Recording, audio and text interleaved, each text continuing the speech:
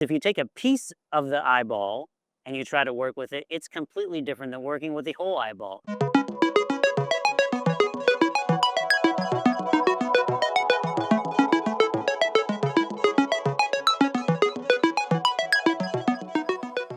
You had an original thesis. You had an original idea. And you also had money and resources for an original thesis and idea. In the company, when we run experiments with the lenders, we use this model called Kelly Criterion. And we have almost a $2 million bankroll. And we're going to test to see if this model, this underwriting model, this lead generation, new strategy is going to work out. Now, we don't just put 2 million and hope it all works out. Just like your $5 million grant, you just don't spend it all. But you have to go through this process to see if it's going to work. And initially, before you even start the experiment, it's almost like a startup. There's a lot of enthusiasm, there's a lot of excitement, because you're not going to go and pursue something if you have no hope that it's going to work at all. Yeah. But then in that process, it in many cases, a lot of these experiments never go anywhere. And let's not talk about the academic world, but even in the big pharmaceutical companies, they're going to be running a large number of experiments and they're not going to work. But then you said you were observing very carefully and coming up with then the idea or the nugget of the idea that iterated into something else. Let's zoom into that a little bit more, because I think all of us, whether it's in life or building new models or analytics or whatever it is, we're going to have a lot of ideas of what could work. We run experiments. We have social experiments. We have like 10:30 a.m. to 3:30 p.m. Let's see if it works out. People come flex in the morning, come flex in the evening. We have multiple days, and we try all these things to figure out how to most effectively support the team. Some work, some don't. One of the ideas we had is Tuesday is going to be deep work day.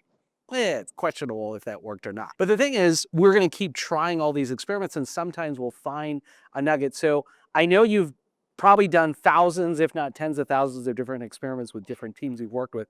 Walk us through kind of that process of projects and experiments failing, and what can we learn through that iteration process that is, applicable generally. Yeah. Well, in the world that I work in, everything is a model that represents something that happens in the body in real life.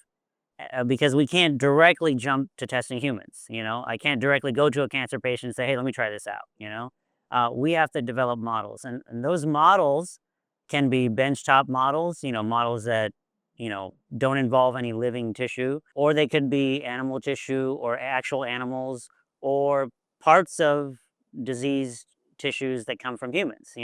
But they're all representative of things that put are the eventual goal of what you want to do. So they're not ideal. And I think understanding the limitations of those models is incredibly important. And I think this is something that a lot of people lose sight of. So the original basis for the approach that my advisors had when they had gotten the grant was based on taking a part of the eye and testing just the part of the eye and trying to generate a way to say, hey, I can deliver drugs to this part of the eye, and maybe we can translate that clinically to how we can do this in humans.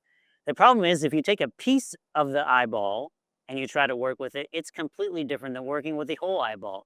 I think most of us know our eyeballs are squishy, right? I mean, it's not a hard surface, but they're taking a piece of tissue, putting it on the bench top and trying to inject something inside of it. And being able to do that is nice. So one of the first things that I came in and did to do this was I said, this is not representative anywhere near what would happen in real life. And so even though this was possible by somebody else on the bench top with a piece of the tissue, I need the whole eyeball. At a minimum, that's what I need before I go to a living eye and try to do that. And so we said this model doesn't represent that. And so when we moved to a whole eyeball, and we also came up with a way to pressurize the eye to represent the actual pressure in a human or an animal, and that we felt was more representative. And when you try to do that, you can't accomplish what they showed before because it's a totally different environment. And I think that was the reality, is understanding the limitations of the model. And then second piece of that is then when you get the data, is to interpret the data, understanding that it's within this model. And I think a lot of times in the drug development world, we lose sight of that because we started now to extrapolating as to what that data means, and we over extrapolate. Oh, hey, these mice, 90% of them responded so well in this model that must mean this drug is going to be so much better than this other drug that's already out on the market. Because in the model that they used for that same drug in animals, it was only 70% effective.